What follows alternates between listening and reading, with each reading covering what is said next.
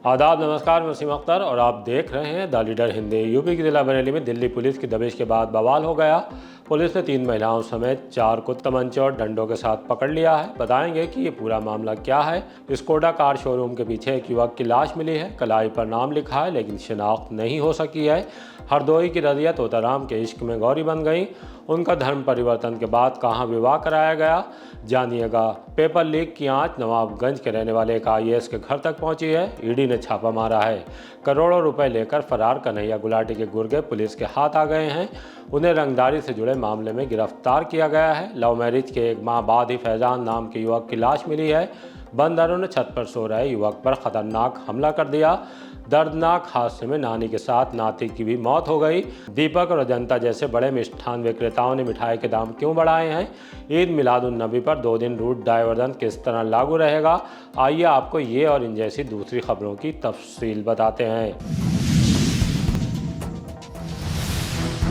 नवाबगंज में आईएएस के घर पहुंची पेपर लीक की आंच। पेपर लीक को लेकर मचे शोर में इसकी आंच बरेली तक पहुंच गई है। कर्नाटक कैडर के आईएएस ज्ञानेंद्र कुमार गंगवार के नवाबगंज में हिमकरपुर चमरवा गांव में ईडी का छापा लगा है। बताते हैं कि उनका नाम कर्नाटक लोक सेवा आयोग केपीएससी की परीक्षा में कथित पेपर लीक और भर्ती अनियमितताओं की जांच के बाद चर्चा में है।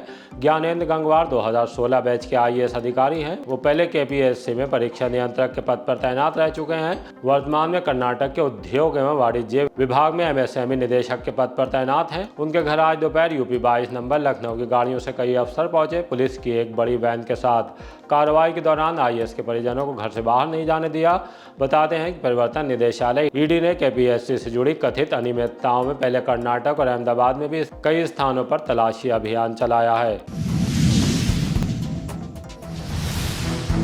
गन्ने के खेत में किसी युवक की लाश, हाथ पर लिखा नाम।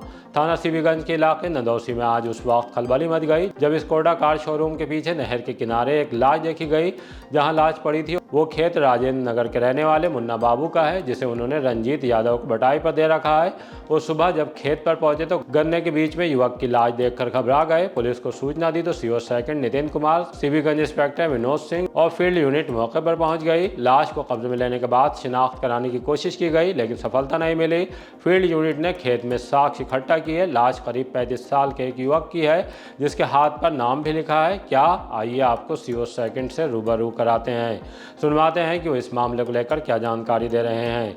आज दिनांक 23/8/2026 को थाना सीबीगंज पर सूचना प्राप्त हुई कि थाना क्षेत्र अंतर्गत ग्राम नंदौसी को जाने वाली पगडंडी के पास ईंख के खेत में एक शव पड़ा हुआ है। तत्काल थाना पुलिस टीम में स्वयं और फोरेंसिक टीम के साथ मौके पर पहुंचा। सबके जो सभी एंगल से फोटोग्राफी वीडियोग्राफी कराई गई। अभी तक सबकी पहचान नहीं हो पाई है। सबके जो बाएं हाथ पर सुखपाल लिखा हुआ है। पंचायतनामा कार्रवाई करते हुए सबको मृत्यु का वास्तविक कारण जानने के लिए पोस्टमार्टम के लिए भिजवाया जा रहा है। सब पर जाहिरात चोट के कोई निशान नहीं है। 72 घंटे तक सबको पहचान हेतु नियमानुसार रखा जाएगा। तदोपरांत विधिक कार्रवाई नियमानुसार अमल में लाई जाएगी। तोताराम की मोहब्बत में रदिया बन गई गौरी। राजस्थान के जयपुर में ईंट भट्टे पर काम करते वक्त उन्हें प्यार परवान चढ़ा। उसके 4 साल बाद तोताराम रदिया को लेकर बरेली आ गए। यहाँ मणिनाथ के अगस्त मुनि आश्रम में आचार्य पंडित के शंखधार ने एक और मुस्लिम लड़की का धर्म परिवर्तन कराया। उसका नाम रजिया से बदलकर गौरी रखा गया। पहले यहाँ पहुंचकर विवाह करने वाली लड़कियों की तरह ही रजिया और गौरी का भी कहना है कि उनकी हिंदू धर्म में आस्था है, भगवान शिव की पूजा करना चाहती हैं। उनका परिवार इसके खिलाफ है। खैर वो बालिग हैं। इस आधार पर उनकी मर्जी जानने के बाद उनका विवाह तोताराम के साथ वैदिक मंत्रोच्चार के बीच संपन्न कराया गया।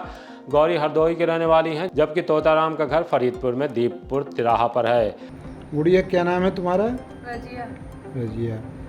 आपके अब्बाजान का नाम? मौसी। और अम्मी का? मुनीसा। कितने भाई बहन हैं आप? 2 भाई 2 बहन। अच्छा, 4 हैं। पढ़ी लिखी हैं आप?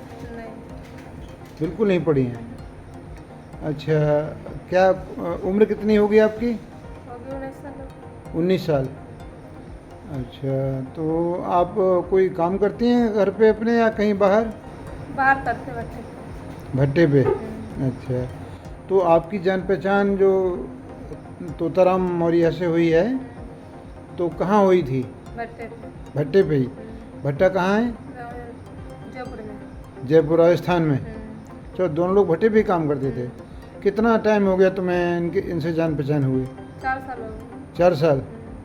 अच्छा, हिंदू धर्म को आप उससे पहले से मानती थी, अब आपने हिंदू धर्म स्वीकार कर लिया है, हाँ, आपका विवाह हो गया, आपको कैसा लग रहा है? सही लग रहा है। अच्छा लग रहा है?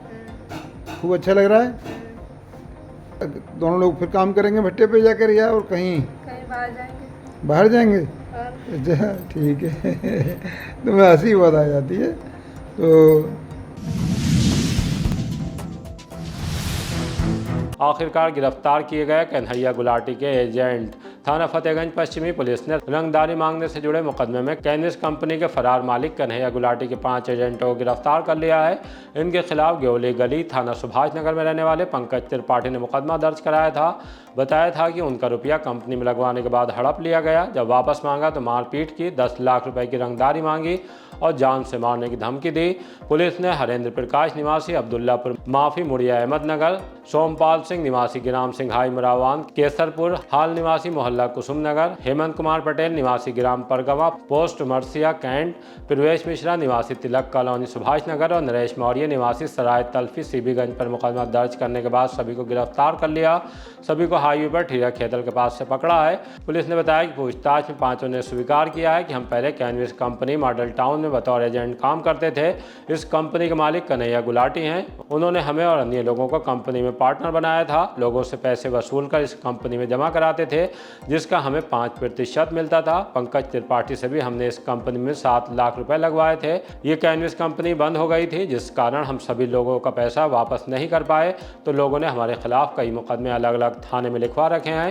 पंकज त्रिपाठी ने थाना बरेदरी में एक मुकदमा लिखवाया है। उसने उसका पैसा दिलाने के लिए अपनी नई company global Manav care sales and marketing private limited Thiriya Khetal Fatehganj Paschimi में उसको बुलवाया था और उससे पैसा लगवाने के लिए कहा तो उसने मना कर दिया। थाना फतेहगंज के प्रभारी निरीक्षक प्रवीण कुमार ने बताया कि 5 को गिरफ्तार करने के बाद कोर्ट में पेश कर दिया गया है। साइबर ठगी के लिए बैंक खाते खोलने में गिरफ्तार। फर्जी आधार कार्ड और बैंक खातों का नेटवर्क चलाने के मामले में फतेहगंज पश्चिमी पुलिस ने एक और आरोपी को पकड़ा है। पुलिस ने बताया कि साइबर ठगों के लिए जाली आधार कार्ड के सहारे बैंक खाते खुलवाए जाते थे और फिर इन खातों में ठगी से हासिल रकम मंगाई जाती थी। पैसा आते ही उसे निकालकर नेटवर्क से जुड़े लोग आपस में बांट लेते थे। इस मामले में पुलिस ने मोहम्मद जफर को पहले ही गिरफ्तार कर लिया था। अब रफीक भी पुलिस के हत्थे चढ़ गया। इस मामले में साइबर टीम के सब इंस्पेक्टर पंकज कुमार ने 3 लोगों के खिलाफ फतेहगंज पश्चिमी थाने में मुकदमा दर्ज कराया था। जांच में धनतिया निवासी रफीक का नाम भी नेटवर्क की अहम कड़ी के रूप में सामने आया। पुलिस उसकी तलाश में लगातार दबी दे रही थी। रविवार को पुलिस को रफीक की मौजूदगी की सूचना मिली। इसके बाद SSI Ashok Kumar, sub inspector Vinod Kumar Sharma और हेड कांस्टेबल भूपेंद्र सिंह की टीम सक्रिय हुई। हाईवे से धनतिया जाने वाले मोड़ पर कब्रिस्तान के पास से पुलिस ने घेराबंदी कर 30 साल के रफीक को गिरफ्तार कर लिया। बकौल पुलिस पूछताछ में रफीक ने इस नेटवर्क को लेकर कई अहम बातें बताई हैं। उसका कहना है कि वो मोहम्मद जफर और ताहिर की मदद से फर्जी आधार कार्ड तैयार कराता था। इन दस्तावेजों के आधार पर बैंक खाते खुलवाते थे और फिर उन्हीं खातों में साइबर ठगी की रकम मंगवाई जाती थी। रकम खाते में पहुंचने के बाद उसे निकालकर आपस में बांट लिया जाता था। टैंकर का टक्कर मार देने से नानी के साथ नाती की मौत। आंवला भमौरा मार्ग पर एक दर्दनाक हादसा हुआ तब जबकि तेज रफ्तार टैंकर ने सामने से आ रही बाइक को टक्कर मार दी। भीषण हादसे से खलबली मच गई। भूरी देवी 55 साल की मौके पर ही मौत हो गई, जबकि उनके 22 साल के नाती मनोज को अस्पताल ले जाया गया, जहां उसने भी दम तोड़ दिया। युवक की मौत के बाद परिजनों ने इलाज में लापरवाही का आरोप लगाते हुए प्राइवेट हॉस्पिटल में हंगामा किया। यहां पुलिस ने पहुंचकर परिजनों को समझाकर शांत कराया। ग्राम प्रेमराजपुर निवासी भूरी देवी पत्नी नेकपाल सिंह नाती मनोज के साथ बाइक से आंवला के तालगोटिया गांव में बेटी वीरा को बीमारी के चलते देखने के लिए गई थी। वापस प्रेमराजपुर लौटते वक्त रमन नगला बाजार के पास सामने से आ रहे तेज रफ्तार टैंकर ने उनकी बाइक में टक्कर मार दी। मनोज अपने मां बाप और भाई बहनों के साथ ननियाल प्रेमराजपुर में रहकर खेती करता था। करीब 1 साल पहले ही उसकी शादी राजबाला से हुई थी। पति की मौत की खबर सुनकर पत्नी बेसुध हो गई। सीओ हेमंत उपाध्याय का कहना है कि पुलिस टैंकर को कब्जे में लेकर कार्रवाई कर रही है। कल 22/8/2026 को दोपहर में सूचना प्राप्त हुई कि एक बाइक और एक ऑयल टैंकर में दुर्घटनाग्रस्त हो गया है, जिसमें बाइक सवार मनोज कुमार और उनकी नानी भूरी देवी घायल हो गए हैं। उनको तत्काल स्थानीय पुलिस द्वारा अस्पताल भेजा गया। उपचार के दौरान भूरी देवी जिनकी उम्र लगभग 65 साल है और मनोज कुमार जिनकी उम्र लगभग 23 साल है कि उपचार के दौरान मृत्यु हो गई। पंचायतनामा भर के पोस्टमार्टम की कार्रवाई की जा रही है। अग्रिम विधिक कार्रवाई प्रचलित है। पोस्टमार्टम हाउस पर परिजन एक साथ 2 मौतों से सदमे में दिखाई दिए। मेरा नाम यादराम है। कहाँ रहते हैं आप? मैं अभी ससुराल में रहता हूँ, प्रेमपुर। ये भी हमारे साथ रहता था, इसका जन्म यहीं हुआ, वैसे रहने वाला दथोका का।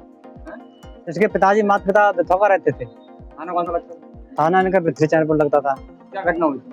ये आंवला से दवाई लेके आ रहे थे, अपन नानी को लेके दवाई ला रहे थे, तो रास्ते में रामनगर आके एक्सीडेंट हो गया टैंकर से। कितने लोग गाड़ी में सवार थे? 2 ही लोग थे, दोनों लोग खत्म हो गए। नानी की तुरंत मौत हो गई। नानी की कब डेथ हुई? वो तो तुरंत टक्कर लगते ही तुरंत खत्म हो गई। ये इनकी 4 घंटे के बाद हुई है। क्या करते थे? कुछ नहीं, खेती बाड़ी काम करते हैं।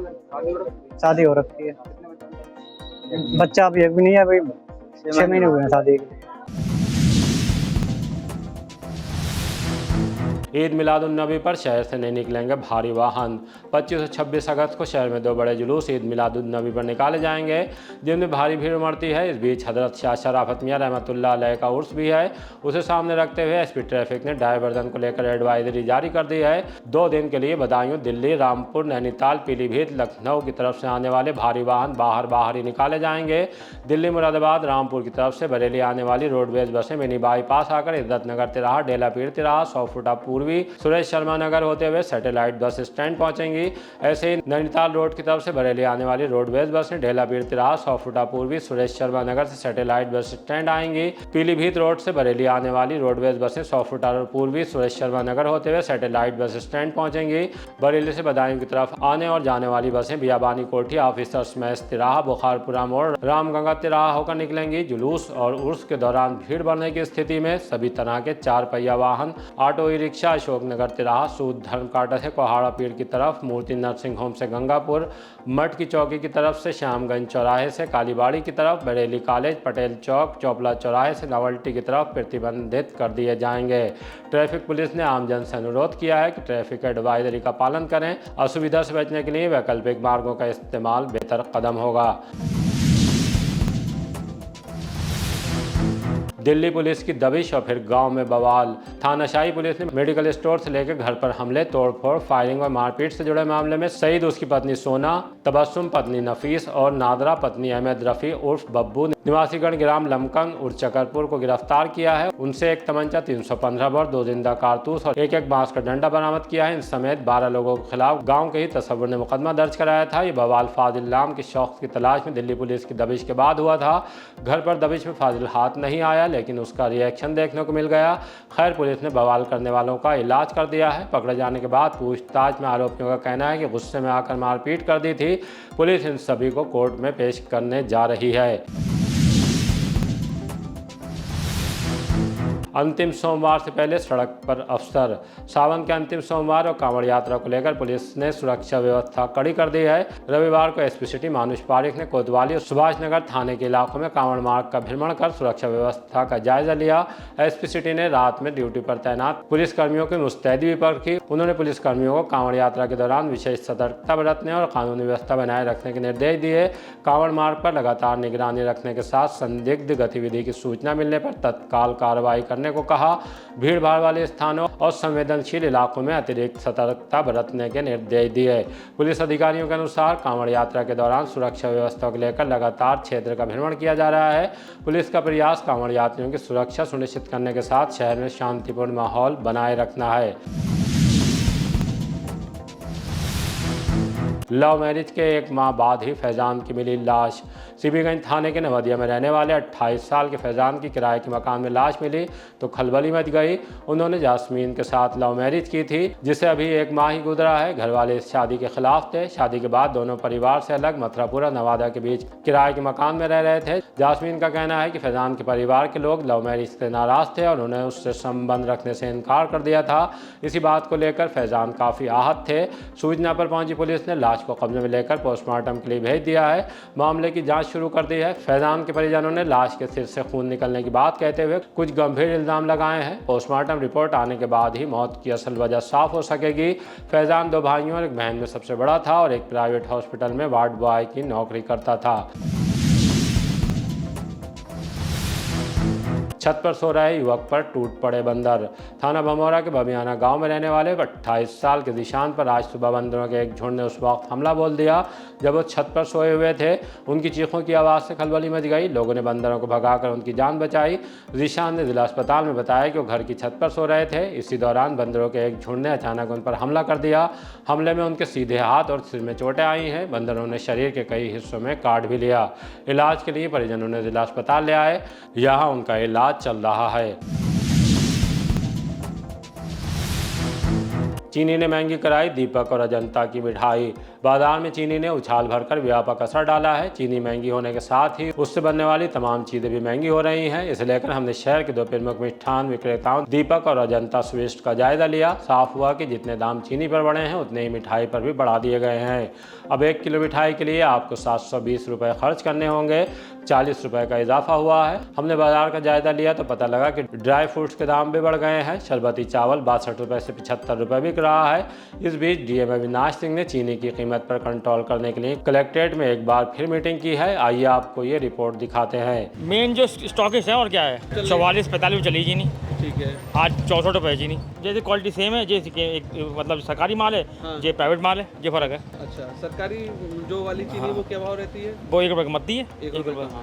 अच्छा, और चावल के आप बता रहे रेट बढ़ गए हैं? वो भी चावल बहुत दिन बढ़े हुए हैं, 15-20 बढ़ गया है। चीनी हमारी 64-65 चल रही है। और चावल क्या भाव चल रहा है? चावल सबसे कम सरबती मान लीजिए आप 75 रुपये कम से कम। 75 रुपये। 75। पहले कितना था? 60-62 रुपये। दीपक स्वीट्स पर मौजूद है। यहाँ पर मैनेजर हमारे साथ मौजूद है। उनसे जानेंगे कि कितने जो है रेट इंक्रीज हुए हैं। क्या नाम है आपका? रजत नाम है सर। रजत भाई, कितने रेट इंक्रीज होते हुए दिखते हैं? नॉर्मली हम लोगों ने ज़्यादा रेट नहीं बढ़ाया, तो 40 रुपये पर केजी पे बढ़े हैं मिक्स पे। मिक्स पर। तो पहले कितनी थी हमारे? पहले हमारे यहाँ 680 रुपये किलो थी। अब मिठाई के रेट 720 रुपये किलो होती है। 720 रुपये। तो यानी कि जो है चीनी के रेट ही इसकी मेन वजह माने जाए। एक्चुअली चीनी के रेट भी बढ़े हैं और ड्राई फ्रूट्स वगैरह के रेट भी अभी इंक्रीज़ हुए हैं बहुत ज़्यादा, तो उसी को लेकर फिर थोड़ा सा रेट इंक्रीज़ हुआ है। हम एक प्रतिष्ठित बरेली की दुकान पर मौजूद हैं, अजंता स्वीट्स, जहां पर मालूम करते हैं कि इनके रेट सब कितने बढ़ गए हैं। मेरा नाम चिरंजीव भारद्वाज। कोई खास नहीं, 40 रुपये किलो। 40 रुपये। हाँ, वो भी हर एक पे नहीं। अच्छा, हर एक जो सिर्फ 680 वाली मिठाई थी, नॉर्मल मिठाई, उसके 720 में। उसके 720। हाँ, बाकी सब रेट जो है वही के वही है। जैसे काजू बर्फी है, काजू रोल है, बाकी जितनी मिठाई हैं सबके रेट वही के वही हैं। देखिए, हम लोग हर चीज़ों को जो निर्देश मिले थे उसके परिप्रेक्ष्य में हम लोगों ने आज बड़ी बैठक किया है। और यहाँ पे हमारे जो वरिष्ठ अधिकारी शुगर मिल के थे और जो हमारे कह सकते हैं कि डीसीओ लोग थे, डिस्ट्रिक्ट केन ऑफिसर जो थे, जो हमारे डिप्टी आरएमओ थे, जो हमारे डीएसओ थे और उसके उनसे जुड़े हुए जो तमाम अधिकारी थे वो सभी मौजूद थे। हम लोगों ने उससे बैठक किया। बैठक से एक निष्कर्ष निकल के आया है कि हमारे जनपद में चीनी की कोई शॉर्टेज नहीं है और हमारे पास पर्याप्त मात्रा में स्टॉक मौजूद है। लेकिन सबको वो जो जियो आया हुआ है उसके बारे में भी बता दिया कि कोई भी 4000 कुंटल से ज़्यादा जो है उसका स्टॉक जो है वो अपने पास नहीं रह सकता है। इसको हम लोग लगातार चेकिंग करा रहे हैं। और यहाँ पे हमारे जो चीनी के स्टॉकिस्ट भी हैं जो इस जनपद के, उनको भी बुलाया गया था। उन्होंने भी पूरी तरह से सपोर्ट देने की बात कही है। और हम लोग इस बात को भी देख रहे हैं कि कहीं कोई भी इस घड़ी में जब त्यौहार चल रहे हैं, त्यौहार और भी त्यौहार, बड़े त्यौहार नज़दीक हैं, कोई भी ओवर प्राइसिंग ना करने पावे, कोई ओवर रेटिंग ना करने पावे। तो लगातार हमारी पूरी टीमों को अलर्ट कर दिया गया है। और हम लोग ये कह रहे हैं कि जो भी चीज़ें हमारे शुगर मिल से जो उन्होंने कल की जो बेचा है, शुगर को जो चीनी को उन्होंने बेचा है, तो उनसे तत्काल कह रहे हैं कि उसकी तत्काल डिलीवरी जो है दुकानों तक करा दें। जो आपका जिसने खरीदा वो ले जाके उसका अलग अलग दुकानों पहुंचा देगा। हमारे पूरे मार्केट में पूरी शुगर जब मौजूद रहेगी तो कहीं से किसी प्रकार की कोई दिक्कत होने का सवाल ही नहीं उठता है। उर्स शराफती में दीवान खाना चौक पर तकरीरी प्रोग्राम। हज़रत शाह मौलाना शराफत अली मियाँ रहमतुल्लाह अलैह के 59वें सालाना उर्स के दूसरे दिन अक़ीदत, रूहानियत और इल्मी महफिलों का सिलसिला पूरी शान शौकत के साथ जारी रहा। खानक़ाह आलिया सकलैनिया शराफतिया में सुबह से दूर दराज के शहरों और राज्यों से आए ज़ायरीन की भारी भीड़ रही। इसके अलावा अन्य देशों से भी ज़ायरीन उर्स में शिरकत के लिए आए हुए हैं, जिनमें अहमद मुक़ाती और इशरत सकलैनी दुबई से, तहसीन सकलैनी हांगकांग से आए हैं। रात में दीवान खाना चौक पर तकरीरी प्रोग्राम हुआ जिसमें उलमा कराम ने खिताब करते हुए हज़रत शाह शराफत मियाँ रहमतुल्लाह अलैह की सीरत, किरदार और सूफियाना तालीम पर रोशनी डाली। सज्जादा नशीन शाह मोहम्मद गाजी मियाँ से मुलाकात के लिए मुरीदों और अक़ीदतमंदों की लंबी कतारें लगी रहीं। इससे पहले दरगाह पर नातिया मुशायरे की महफिल सजी। आपको मैं क्या बताऊं, क्या मिला दरबार से,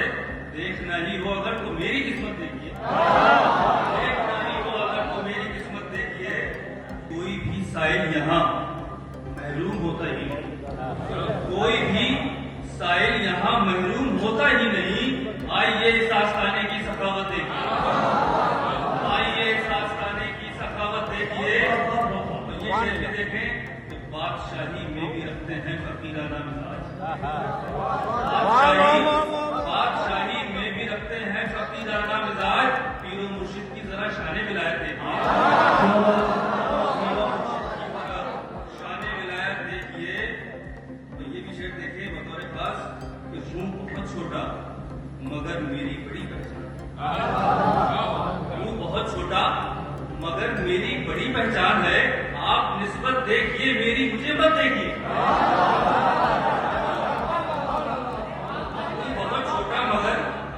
बहुत छोटा मगर मेरी बड़ी पहचान है। आप निस्बत देखिए मेरी, मुझे मत देखिए। आप निस्बत देखिए मेरी, मुझे मत देखिए। जब छिड़ा सारे अली जिक्रे नबी के साथ साथ, जब छिड़ा जिक्रे अली जिक्रे नबी के साथ साथ, खिल उठी महफिल में हर चेहरे की रंगत देखिए। ये अलीउल मुर्तजा का अक्स ही तो है जनाब, इनका चेहरा देखना भी है इबादत देखिए।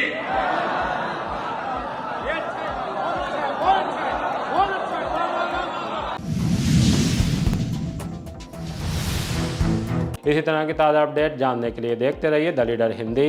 विदा लेने से पहले हमारी आपसे गुजारिश है कि हमारी रिपोर्टिंग पसंद आ रही है तो खबरों को शेयर कीजिए और हमारे चैनल को सब्सक्राइब करके हमारा हौसला ज़रूर बढ़ाइए।